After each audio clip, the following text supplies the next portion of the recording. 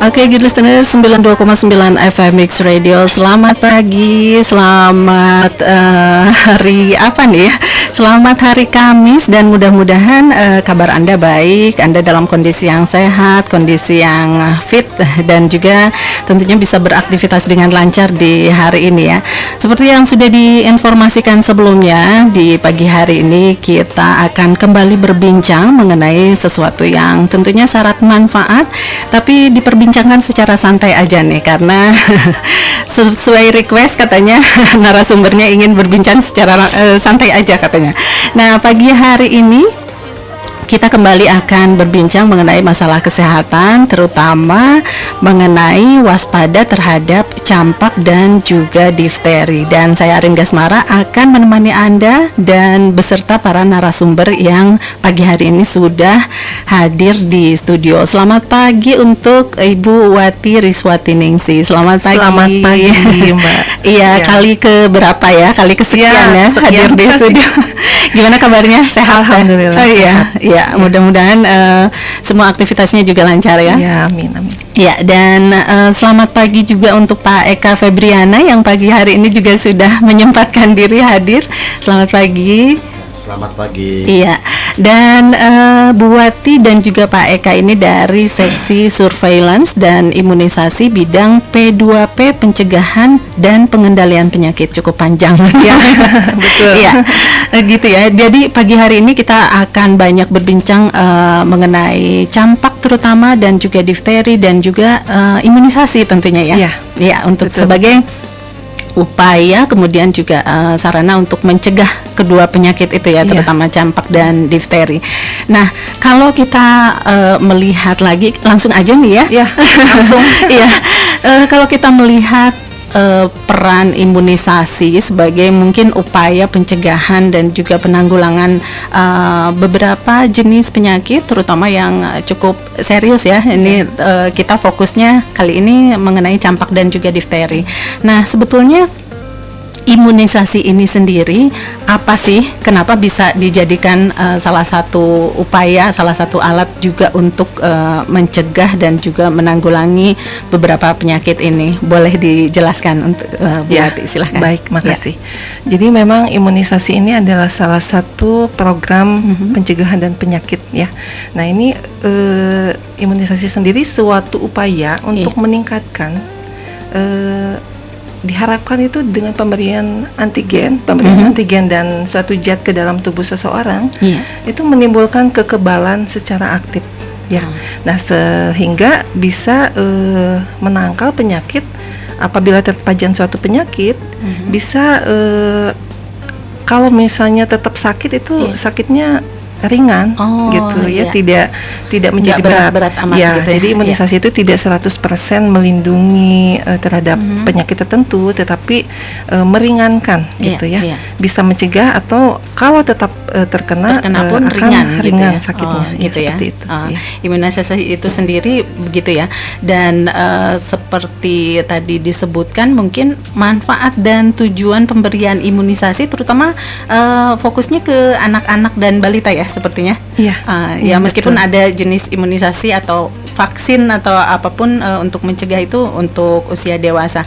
Nah, kalau manfaat dan tujuannya sendiri selain untuk mencegah, kemudian juga kalaupun terkena juga nggak terlalu berat tadi ya. Mungkin tujuan utamanya itu ya.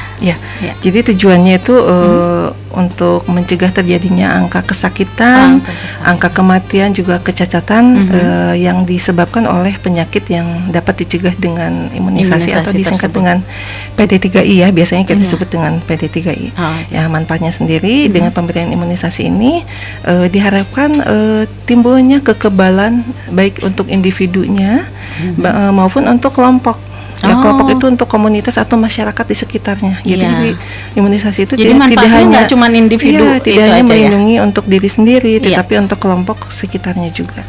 Nah, kalau imunisasinya itu sendiri jenisnya ada berapa macam sih gitu?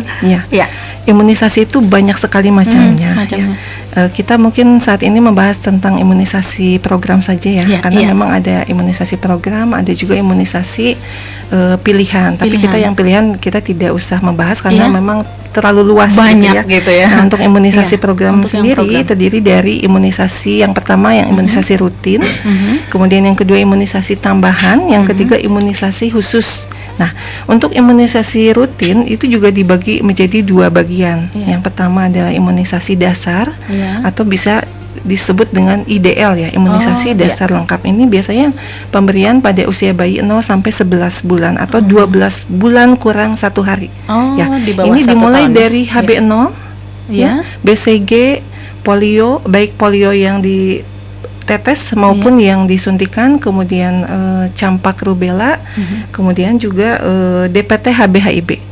Itu pada bayi. Itu yang lengkap imunisasi dasar lengkap ya. Nah, yang kemudian yang kedua, bagian dari imunisasi rutin ini imunisasi lanjutan. Ini diberikan pada usia baduta ya. Ada 2 yang diberikan pada usia baduta, yaitu adalah campak rubella tambahan atau booster ya, atau ulangan, dan DPT HB/HIV booster yang kedua. Kemudian ada juga imunisasi lanjutan itu diberikan pada usia anak sekolah pada program BIAS. Itu ada kelas 1 diberikan campak rubella, kemudian kelas 2, kelas 1 dua suntikan ya, campak rubella dan DT, difteri tetanus. Kemudian kelas 2 dan kelas 5 diberikan tetanus difteri. Itu pada program BIAS. Kemudian itu usia sekolah ya. Usia sekolah, ya.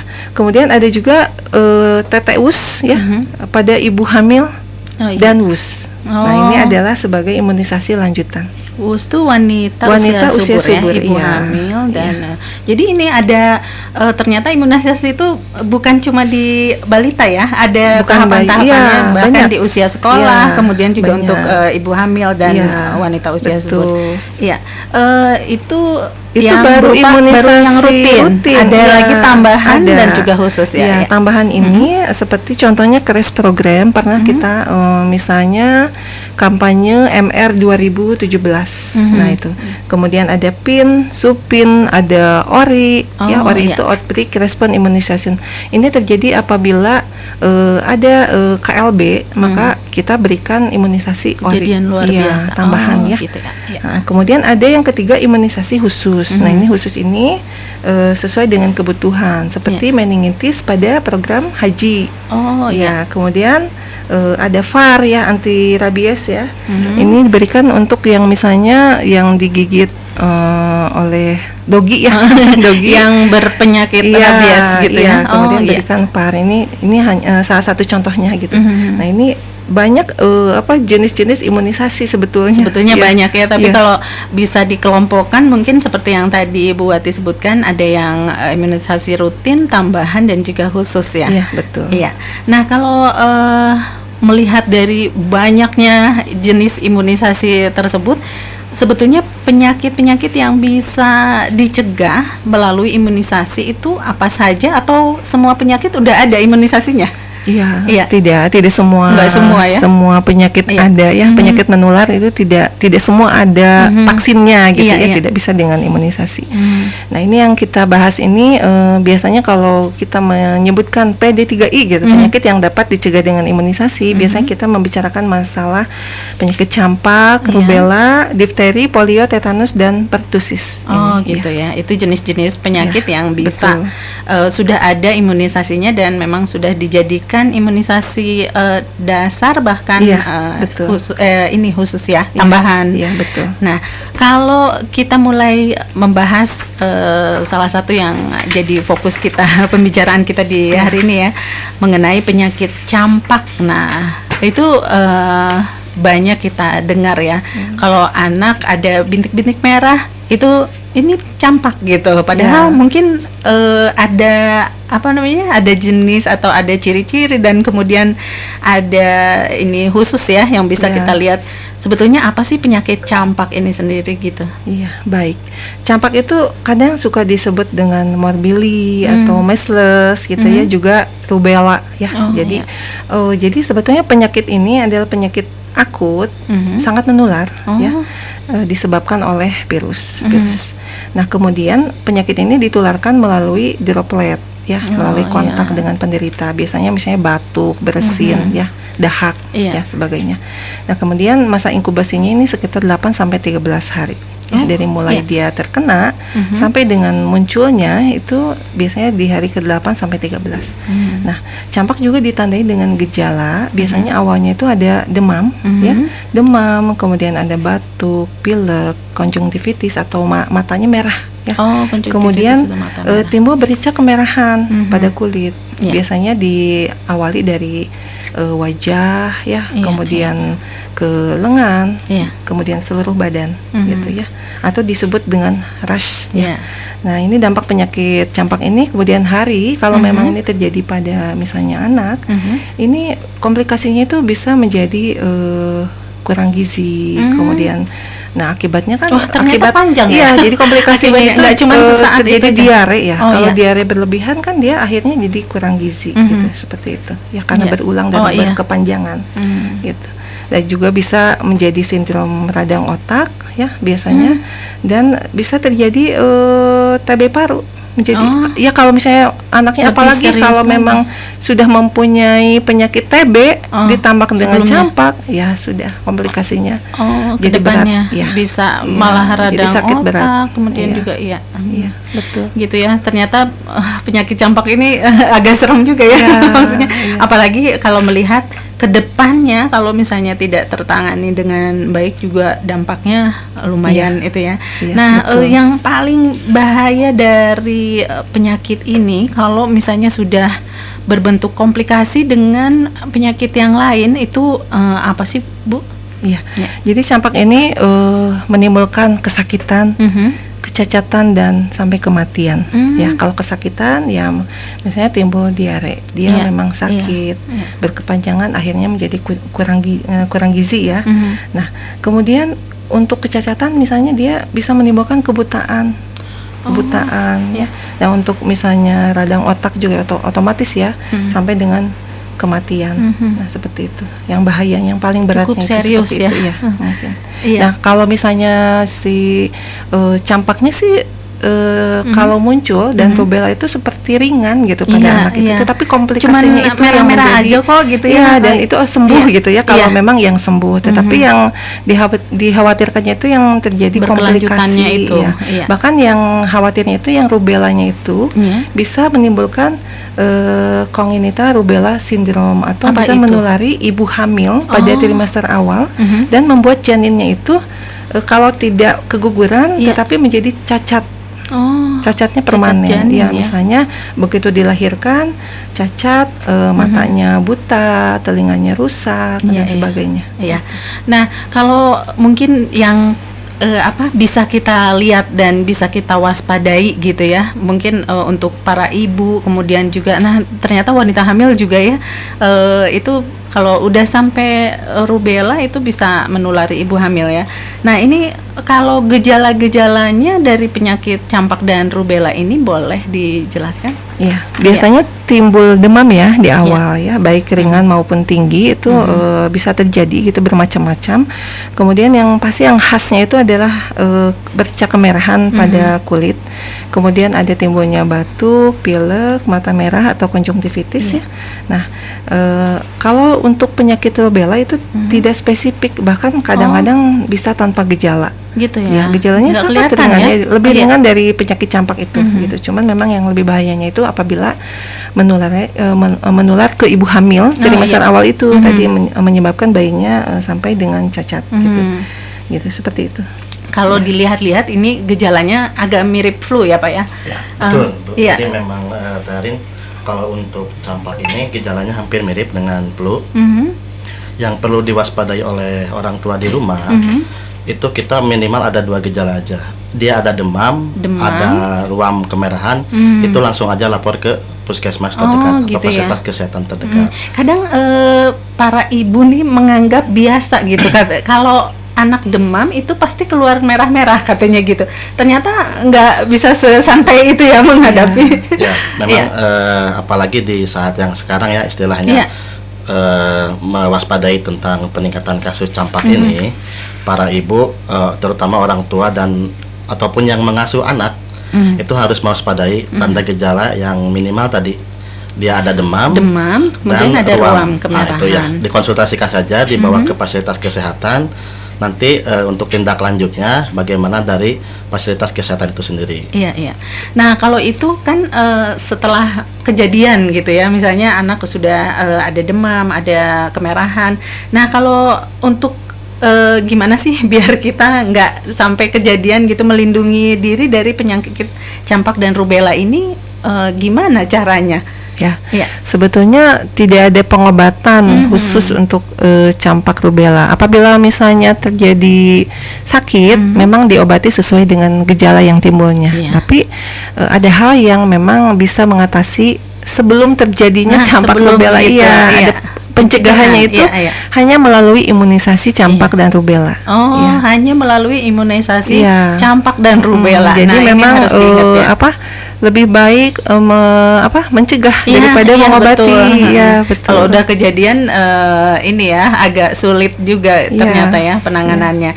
Oke, dan mungkin kita akan lebih jauh lagi berbincang mengenai penyakit campak dan juga rubella ini ya, seperti yang tadi disebutkan, bagaimana cara mendapatkan imunisasi yang tadi dilakukan untuk pencegahan dan sebagainya. Tapi sebelumnya kita jeda dulu sesaat ya, kita nikmati dulu yang satu ini. Oke, good listeners, 92,9 FM Mix Radio. Kita masih ada di Radio Talk yang memperbincangkan mengenai waspada campak dan juga difteri. Dan masih ada Ibu Wati Riswati Ningsih dan juga Pak Eka Febriana yang akan mengupas lebih jauh mengenai penyakit campak dan juga difteri ini, terutama waspada dan juga pencegahannya melalui imunisasi terutama ya. Nah, untuk Anda juga yang punya pertanyaan mengenai penyakit campak dan juga rubella, Anda boleh menyampaikannya melalui WhatsApp di 085 161280929 maupun melalui live Instagramnya Dinkes Cimahi Care ya, @Dinkes Cimahi Care. Nah, ini kita sedang siaran langsung juga live Instagram di akun Dinkes Cimahi Care. Jadi Anda boleh menyampaikannya melalui live Instagram maupun melalui WhatsApp di 085161280929. Nah, ini ada seorang ibu yang bertanya nih, sudah masuk pertanyaannya di WhatsApp ya di 085161280929 mengenai vaksinasi MR katanya. Nah, apakah si vaksinasi MR ini merupakan vaksinasi wajib katanya, ataukah berupa tambahan setelah kita kalau misalnya kelewat itu imunisasi campaknya, terus langsung imunisasi atau vaksin MR itu boleh atau tidak, dan sebetulnya apa sih Bu vaksin MR ini sendiri? Iya, boleh dijelaskan. Vaksin MR itu measles rubella ya. Ini berisi vaksin campak. Isinya itu virus campak dan rubella ya. Jadi ini untuk mencegah penyakit campak dan rubella ya. Insya Allah ini vaksinnya aman dan sudah rekomendasi WHO dan Badan POM ya. Sudah dipakai juga di 141 negara ya di dunia ya. Jadi aman ya, insya Allah. Sesuai dengan tadi yang sudah dijelaskan di awal, ini adalah merupakan program ya, program imunisasi program. Nah, ini adalah wajib. Wajib gitu, ya. Iya. Tapi tadi ada wajibnya ada pada bayi, kemudian ada tambahan pada baduta. Nah, yang tambahan ini juga wajib. Gitu. Baik pada baduta, maupun pada setelah anak 1 sekolah. tahun ya. Iya, yang usia di bawah 2 tahun ya. Tadi mulainya itu 18 bulan sampai 24 bulan itu kalau tambahan untuk usia baduta. Dan pada program BIAS itu tadi ya kelas 1 SD itu anak sekolah. Itu memang tambahan, tetapi ini sifatnya wajib. Wajib harus diberikan pada seluruh anak di Indonesia. Ini berbeda ya dengan imunisasi campak yang di usia sebelum 1 tahun itu. Ya, jadi vaksinnya sama. Oh, sama. Sama, dosisnya juga sama. Ya, jadi diberikan tadi ya pada usia di bawah 1 tahun itu biasanya usia 9 bulan. Ya, dan boleh terlambat sampai usia 11 bulan pada usia bayi. Kemudian pada balita itu dari usia 18 bulan sampai dengan 24 bulan. Nah, Ibu Siti tadi menanyakan kalau terlewat katanya imunisasi campak yang sebelum 1 tahunnya itu langsung imunisasi vaksin MR boleh? Sebetulnya kemarin kita kan pada program BIAN itu kan sudah ya diberikan, seharusnya ikut di program BIAN semuanya sampai usia 5 tahun ya, 59 bulan.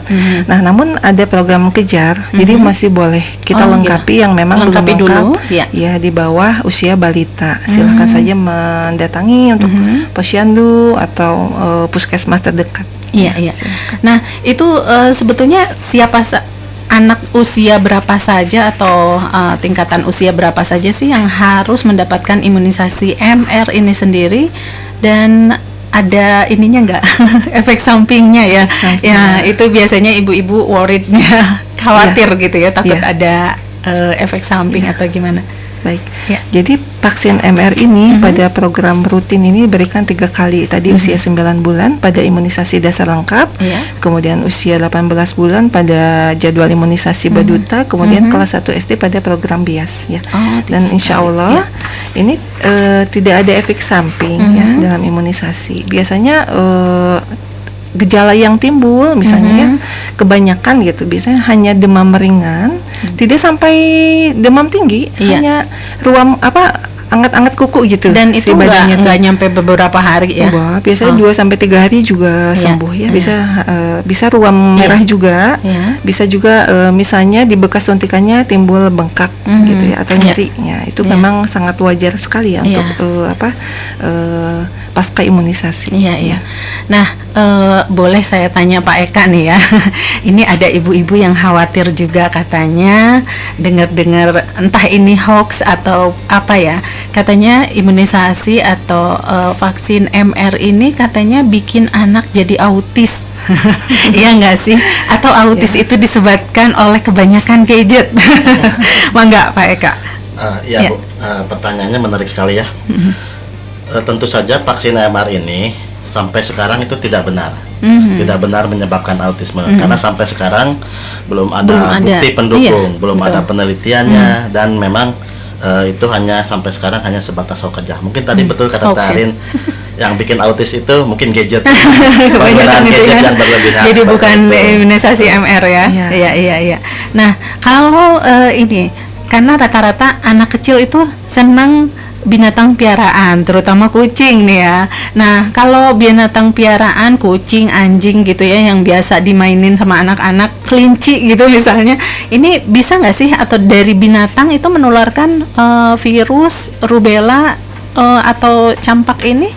Kan tadi disebabkan oleh virus ya.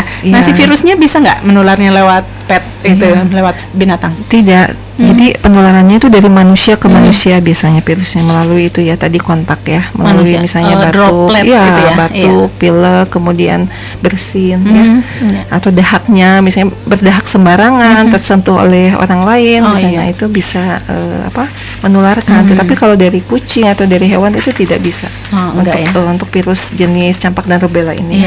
Soalnya kucing juga suka ada yang bersin-bersin tuh. Takutnya menularkan apa gitu ya, kita takut juga gitu ya. Insya Allah tidak ya. Iya.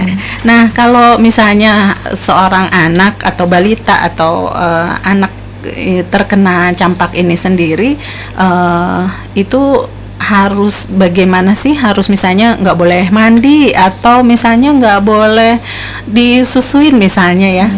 Gimana sih Bu? Iya, jadi kalau ada anak yang terkena campak atau rubella, ya tetap kita asuh, pola asuhnya seperti biasa gitu aja. Kita mandikan, kita susukan seperti biasa saja, makan gizinya itu harus lebih ditambah gitu dari yang biasanya. Jadi kalau biasanya makannya dan buahnya normal gitu 4 sehat 5 sempurna seperti itu, nah kita akan tambah lagi dengan suplemen vitamin dan sebagainya ya untuk meningkatkan imun tubuhnya. Ada pantangan atau kegiatan yang nggak boleh dilakukan misalnya itu ada nggak kalau kalau seorang anak terkena campak? Ya, sebaiknya memang kalau memang sedang sakit, sakit apapun ya, sebaiknya itu kalau bahasa ini mengisolasi diri lah gitu ya, tidak main keluar dulu agar tidak diabur gitu. Ya, agar tidak menularkan ke teman-temannya. Nah, itu terutama tidak menularin. Iya. Seperti itu. Kalau mandi boleh ya? Mandi boleh. Boleh. Iya, malah harus mandi. Oh iya, biar bersih ya. Kemudian mungkin harus makanannya nggak ada pantangan juga ya, tetap harus banyak yang minum, bergizi makanannya aja. juga dijaga ya, bergizi ya, ditambah dengan vitamin boleh. Iya. Nah, mungkin nanti kita akan kalau tadi kita banyak berbincang mengenai penyakit campak, kemudian juga rubella ya. Nanti kita akan masuk ke pembahasan mengenai penyakit difteri yang akan kita ulas juga, masih bersama Ibu Wati dan juga Pak Eka dari Dinas Kesehatan Kota Cimahi. Dan Anda jangan kemana-mana, kita jeda dulu sejenak, kita nikmati dulu yang satu ini. Oke, good listener, 92,9 FM Mix Radio. Terima kasih untuk Anda yang masih simak perbincangan atau radio talk kita mengenai waspada campak dan juga difteri bersama Dinas Kesehatan Kota Cimahi ya. Dan masih ada Ibu Wati dan juga Pak Eka yang bersedia untuk menjawab beberapa pertanyaan yang sudah masuk nih ya ke WhatsApp di 085161280929 maupun melalui live Instagram @Dinkes Cimahi Care. Nah, Anda juga bisa menyampaikan pertanyaan melalui live Instagram @Dinkes Cimahi Care ya. Seperti yang sudah masuk ini, boleh bahas pertanyaan dulu ya, Ibu Bapak. Nah, ada satu pertanyaan yang masuk dari akun ini agak nggak kebaca nih ya, sebentar. Akunnya Rihani Raffi. Nah, menanyakan katanya, Ibu, Bapak, ponakan saya umur 1,5 tahun dan umur 4 tahun dan belum sama sekali diimunisasi. Apakah itu akan berdampak pada tumbuh kembangnya? Katanya begitu. Boleh Bu Wati? Ya, belum imunisasi apa? Semua imunisasi mungkin ya. Masya Allah. Kemarin pernah ada Bian ya, dan itu kayaknya hampir semuanya bukan sweeping apa ya, maksudnya terdata untuk bisa mendapatkan imunisasi. Iya betul, Bian itu kan bulan imunisasi anak nasional itu di program waktu itu bulan Agustus ya. Dan diperpanjang sampai diperpanjang tuh ya? 14 November saking kita ingin semua anak terjaring imunisasi gitu ya. Tapi kalau memang mungkin sibuk atau tidak tahu ya, mungkin terlewat gitu ya, nanti bisa sebetulnya 1,5 tahun itu kan 18 bulan ya, memang waktunya yang tepat untuk diberikan campak rubella. Dan mungkin yang bisa dikejar itu DPT-nya. DPT dan campak rubella itu bisa ya. Kemudian yang 4 tahun mungkin yang 4 tahun ini selama 4 tahun masa sibuk terus ya. Aduh jangan atuh Ibu. Sebetulnya bisa diberikan sampai dengan usia balita itu masih tetap dikejar gitu ya. Yang terlewatnya masih bisa, nanti bisa mendatangi ke puskesmas atau ke bidan praktek mandiri atau ke posyandu juga bisa. Tetapi jangan takut juga, nanti kan di usia sekolah juga kita kan akan berikan beberapa vaksin ya. Ada campak, DT dan TD. Gitu. Ini sebetulnya sebagai booster atau ulangan gitu, tambahan dari usia bayi dan baduta yang misalnya kita melengkapi lagi di usia sekolah ini. Di usia gitu. sekolah nanti bakal ada lagi ya. Jangan seperti terlewat lagi kalau bisa. Segera. Nah, mungkin kita bisa langsung membahas ya mengenai penyakit difteri ini sendiri. Karena selain campak, ada juga difteri yang ternyata seperti tadi ya, campak itu Arin baru tahu juga kalau ke depannya, kelanjutannya kalau misalnya tidak ditangani dengan baik ternyata serius gitu ya, malah menyebabkan kematian segala ya. Nah, ini mengenai penyakit difteri, apakah ini disebabkan juga oleh virus atau disebabkan oleh apakah penyakit difteri ini? Mangga. Untuk difteri ini sendiri penyebabnya berbeda dengan campak. Kalau difteri ini penyebabnya adalah Corynebacterium diphtheri, jadi dari golongan bakteri. Seperti itu.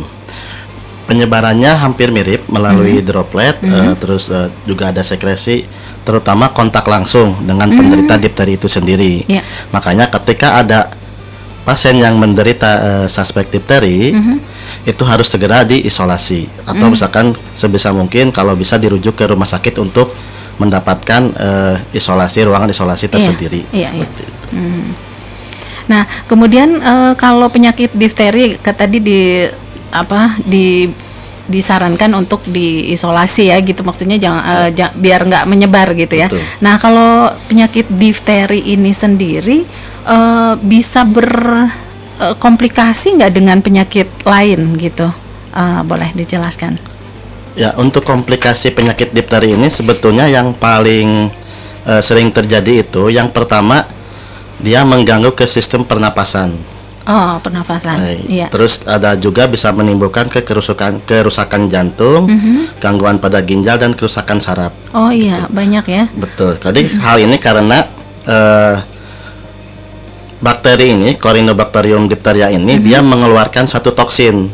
Nah, atau racun. Racun ini yang bisa menyebabkan komplikasi ke jantung, ginjal dan ke saraf seperti itu. Iya ya. Jadi enggak cuma ke pernafasan tadi ya. Jadi bisa ke ginjal, ke jantung gitu ya, berkomplikasi. Ini bisa ya penyakit difteri ini. Ya. Nah, kalau untuk penderita mungkin yang sudah terkena difteri ini sendiri itu bisa meningkatnya resiko bagi penderita difteri ini sendiri, biasanya penyebabnya apa sih? Ya. Untuk peningkatan risiko ini tentu saja menyambung pertanyaan yang tadi saya juga agak miris. Anak 1 tahun, anak 4 tahun belum diimunisasi. Belum sama sekali kayaknya ya. Iya. Salah satu faktor risiko untuk terjadinya komplikasi atau memperberat itu adalah status imunisasi yang tidak lengkap. Terus ada juga misalkan anak-anak atau misalkan orang yang dengan sistem kekebalan tubuh yang rendah kayak gitu kan. Autoimun bisa jadi atau misalkan memang anak-anak yang punya kekebalan tubuhnya yang rendah kayak ya? gitu. Terus kondisi lingkungan yang kurang higienis kayak gitu, dan yang paling penting adalah apabila di daerah tersebut sudah ada yang terpapar. Jadi sudah ada penyakitnya di situ, terus di lingkungan itu dengan status vaksinasi yang kurang lengkap, daya tahan tubuh yang rendah, ya itulah yang menyebabkan bisa meningkat faktor risikonya. Iya, kemudian kalau karena mungkin bakteri ini sangat berhubungan dengan kondisi lingkungan ya. Kalau bakteri, kalau virus kan kayaknya nggak bisa kita cegah gitu ya, dengan meskipun kita sudah lingkungannya baik gitu ya. Kalau namanya virus sepertinya bisa terkena dari mana aja gitu ya. Tapi lingkungan yang bersih jadi faktor utama ya, yang mungkin bisa kita perhatikan agar tidak meningkat resiko terkenanya penyakit difteri ini. Nah, ini ada satu pertanyaan lagi masuk nih ke 085161280929 dari Ibu Muti. Seperti yang tadi sebetulnya tadi sudah agak dibahas juga ya. Apakah boleh menyusui langsung saat bayi terkena difteri? Kalau tadi kalau ada bayi yang terkena campak katanya tetap aja ya harus diberikan ASI. Nah, kalau difteri ini sendiri juga boleh menyusui langsung. Ya, kita lihat dulu mungkin gejalanya ya. Biasa kalau difteri itu kan gejala khasnya itu timbul pseudomembran atau membran putih selaput putih keabuan itu menghalangi biasanya di tenggorokan, menghalangi jalan napas, bahkan untuk asupan makanan juga.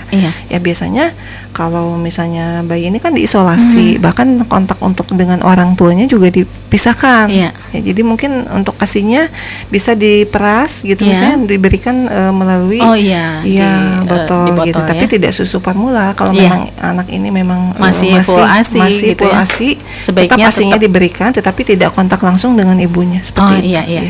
Nah, kalau penanganan penyakit difteri ini sendiri itu bagaimana itu? Kalau misalnya ada anak yang terkena, penanganannya yang paling baik itu gimana? Boleh dijelaskan? Ya, untuk penyakit difteri ini sebetulnya penanganannya ada dua. Yang pertama isolasi, yang sudah pasti seperti itu. Isolasi, terus pengobatan, pemberian obat ini ada dua jenis, yaitu antibiotik dan ADS atau anti difteri serum.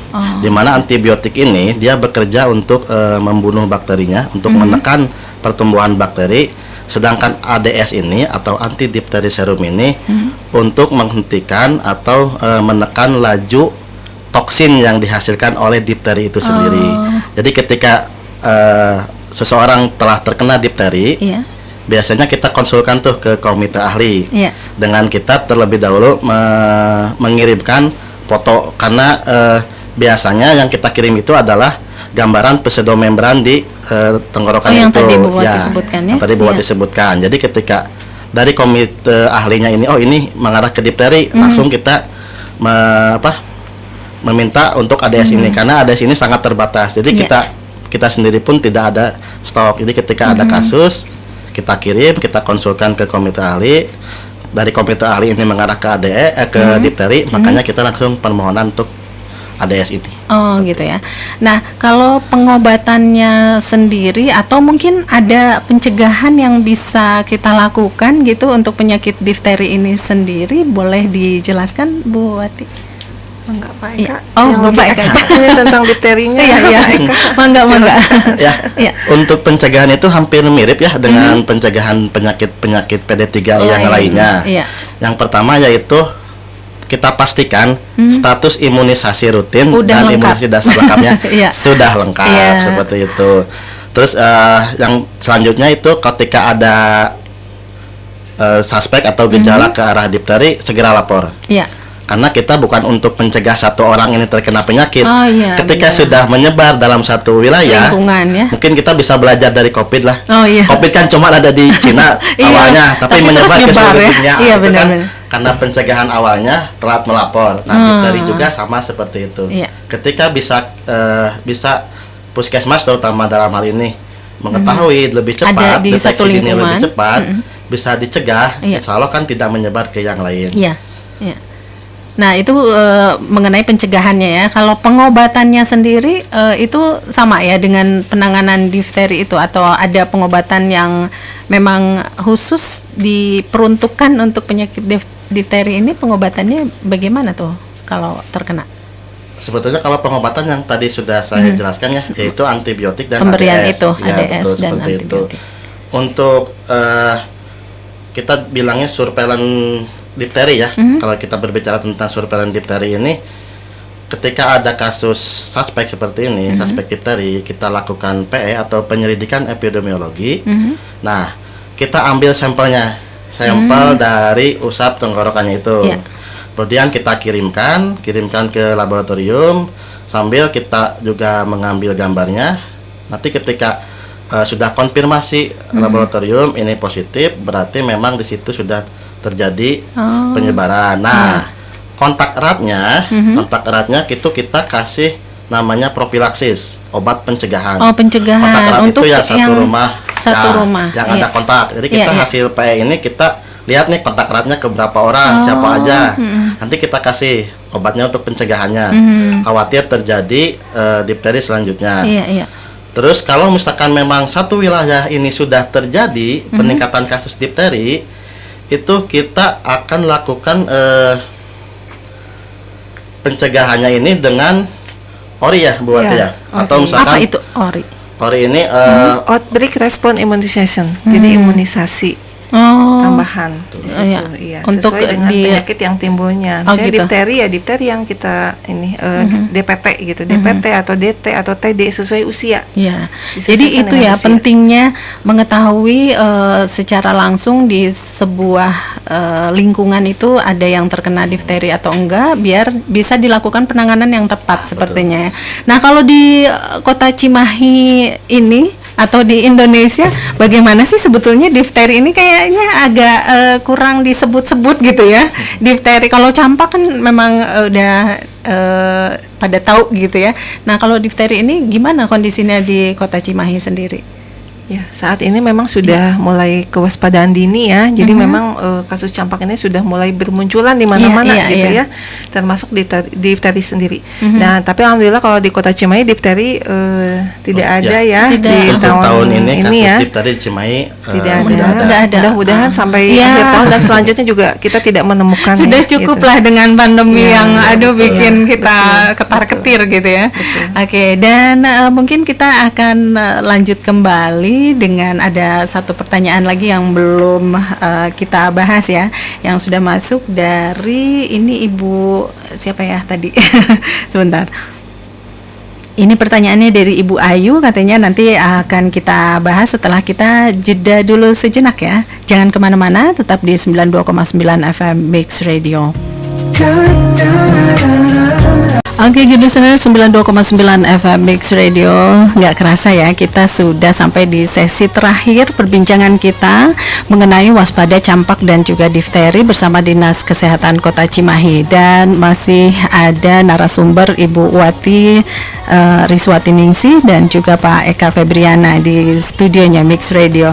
Nah, ini ada satu pertanyaan terakhir nih ya yang akan Arin sampaikan, yang dari Ibu Ayu di Cimahi, katanya mau tanya bedanya radang tenggorokan dan juga difteri itu apa, karena di tenggorokan saya ada luka putih kayak sariawan, agak coklat ke hitam-hitaman. Aduh, detail sekali ya Bu Ayu nih.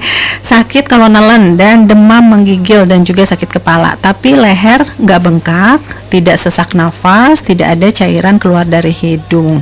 Gimana tuh katanya dengan ciri-ciri tersebut? Mangga. Ya, saya coba jawab ya. Untuk tadi ciri-cirinya itu ada luka kayak sariawan itu dan kecoklatan. Sebetulnya untuk difteri ini sendiri itu kita sebut pseudomembran ya. Membran itu membran putih keabu-abuan. Dia ciri khasnya itu sulit lepas. Jadi cek bahasa Sunda nama pageh gitu. Pageh napal. Begitu, napal gitu ya. Ketika kita paksa lepas, dia akan berdarah. Seperti itu. Terus jadi beda dengan sariawan biasa ya kayaknya. Dengan sariawan. Terus sakit menelan juga salah satu gejala dari difteri ini, karena 94% kasus difteri itu menyerang ke tonsil dan paring. Nah, untuk membedakan lebih jelasnya, kami sarankan untuk dibawa ke puskesmas atau fasilitas kesehatan untuk dipastikan untuk kembali. Untuk kehati-hatian kita juga lebih baik dibawa ke fasilitas kesehatan. Kalau untuk ciri khasnya tadi sudah saya jelaskan, itu pseudomembrannya putih keabuan dan sulit lepas. Ketika kita paksa lepas akan berdarah ya, menimbulkan luka gitu ya.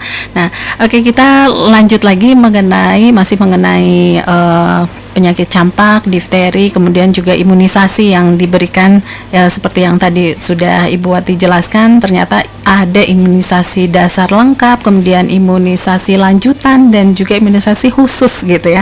Nah, kalau untuk kondisi khusus untuk anak-anak dan juga balita, boleh nggak sih anak dan balita ini diimunisasi kalau lagi batuk pilek? Soalnya kayaknya sering banget ya untuk anak sama balita ini terkena batuk pilek. Itu boleh nggak diimunisasi? Ya, biasanya kita lihat dulu tanda dan gejalanya. Jadi kalau memang misalnya batuk dan pileknya itu ringan, itu tidak usah menunda imunisasi, bisa gitu. Langsung. Ya, kecuali kalau memang misalnya anak itu ada demam tinggi apalagi demamnya tinggi, nah itu bisa ditunda. Itu mengenai imunisasi tadi ya. Kemudian balik lagi mengenai penyakit campak, rubella dan juga difteri tadi. Nah, itu sebetulnya efek lebih panjangnya atau efek lanjutan, efek samping dari vaksin atau imunisasi yang diberikan untuk penyakit campak, rubella dan DPT ini, apakah ada efek sampingnya tadi? Karena kekhawatiran para ibu nih ya, anak setelah diberikan imunisasi itu takut kenapa-napa, takut seperti tadi yang hoax itu ya, takut jadi autis, takut jadi gimana, itu sebetulnya ada nggak efek sampingnya? Baik. Biasanya efek samping setelah pemberian imunisasi ini hanya ringan gitu ya, biasanya 2-3 hari juga seperti tadi disebutkan ya, jadi nggak ada. Kebanyakan itu misalnya bengkak di bekas suntikan, kemudian setelah misalnya diberikan itu vaksin normal ya kalau ada bengkak. Sebetulnya normal saja gitu. Kalau bengkaknya itu masih batas normal ya, memang ngabagel gitu. Asal jangan bengkaknya itu sampai timbul kemerahan. Nah itu memang berarti itu memang ada efek samping dari dari vaksin itu. Tapi memang jarang sekali terjadi. Kasusnya itu 1 dari 1000 orang lah gitu ya, seperti itu. Itu sama ya untuk imunisasi campak, rubella, MR tadi, kemudian juga untuk difteri ya. Kebanyakan itu memang misalnya demam. Setelah demam imunisasi aja. ya bisa, apalagi DPT ya, DPT, DT, TD itu ada demam. Tapi kalau campak rubella itu memang sangat jarang sekali setelah efeknya itu misalnya demam setelah campak rubella itu sangat kecil sekali kemungkinan terjadi. Nah, kalau lihat dari penjelasan yang tadi sudah disampaikan itu sebenarnya segimana penting sih. Nah, terutama untuk para ibu yang belum membawa anaknya untuk imunisasi, kemudian juga kemarin BIAN, dan untuk usia sekolah BIAS itu ya, boleh dijelaskan lagi gimana sih ini pentingnya imunisasi atau vaksin sebagai pencegahan terutama ya, karena itu bukan pengobatan ya, imunisasi dan vaksin itu. Ya, segimana pentingnya sih, Bu? Betul, iya. Jadi si penyakit-penyakit yang dapat dicegah dengan imunisasi ini sebetulnya tidak ada obatnya. Tadi sudah dibahas ya di awal. Iya. Jadi memang bisanya tuh hanya dicegah dengan imunisasi gitu. Tapi imunisasinya tertentu ya. Vaksin campak untuk mencegah penyakit campak. Kemudian vaksin DPT, DT yang mengandung difteri itu untuk mencegah penyakit difteri ya. Jadi tidak misalnya kok saya sudah vaksin lengkap tapi anak saya kok tetap flu, kok tetap sakit gitu itu tidak ada hubungannya karena memang vaksin-vaksin ini hanya mencegah penyakit tertentu gitu. Tapi setidaknya kalau kena juga nggak terlalu berat gitu ya. Kalau misalnya seseorang sudah lengkap nih imunisasi campaknya tapi tetap aja gitu kena campak rubella gitu ya. Memang itu dia munculnya akan ringan gitu. Bahkan kadang bisa sembuh dengan cepat, tidak menyebabkan sampai komplikasi cacat dan kematian. Itu terutama ya komplikasi yang cukup serem. Iya. Dan mungkin kita sudah cukup panjang ya memperbincangkan mengenai waspada campak dan juga difteri yang sudah dikawal oleh Ibu Wati dan juga Pak Eka ya di pagi hari ini. Terima kasih juga untuk Anda yang sudah bergabung di live Instagramnya @dinkescimahicare, kemudian juga yang sudah menyimak via streaming juga terima kasih. Nah, untuk Anda yang mungkin nanti akan mengikuti perbincangan selanjutnya dan ingin menyimaknya sedang berada di luar kota Cimahi, Bandung Raya dan sekitarnya tapi tetap ingin menyimak, Anda bisa menyimaknya lewat live Instagram atau lewat streaming. Aplikasinya tersedia di Play Store, Anda tinggal cari Mix Radio Cimahi atau Anda juga tinggal mengetikkan di browser https://s.id/mixradiocimahi. Oke, listeners, dan sebagai penutup mungkin ada yang bisa disampaikan ya oleh Bu Wati atau Pak Eka nih, pesan untuk warga atau untuk masyarakat Kota Cimahi terutama yang punya balita. Nah, punya balita dan anak-anak boleh disampaikan sebagai penutup ya. Mungkin dari kami untuk orang tua yang punya balita terutama anak-anak, segera kunjungi fasilitas kesehatan terdekat untuk mendapatkan imunisasi lengkap bagi anak-anak. Jangan pernah takut untuk melakukan imunisasi karena kenapa? Karena mencegah lebih baik daripada mengobati. Ya, slogan itu ya. Bener loh itu. Ya, kalau udah kejadian agak berat ya mengobatinya. Iya. Dan mahal. Nah, itu bener mahal ya. Iya. Pengobatan itu mahal. Iya, terima kasih penutupnya dari Pak Eka. Kemudian juga terima kasih atas kehadirannya ya Ibu Wati, Pak Eka. Ya, mudah-mudahan kita bisa ketemu lagi di lain kesempatan. Nah, untuk Anda yang mungkin tadi nggak sempat mengikuti dari awal gitu ya perbincangan kita, Anda juga bisa menyaksikannya via YouTube di 929 Mix Radio ya, recording dari perbincangan kita di pagi hari ini. Oke, good listeners, dan terima kasih atas kebersamaan dan juga perhatiannya di pagi hari ini. Saya Arin Gasmara mohon pamit dan sampai jumpa.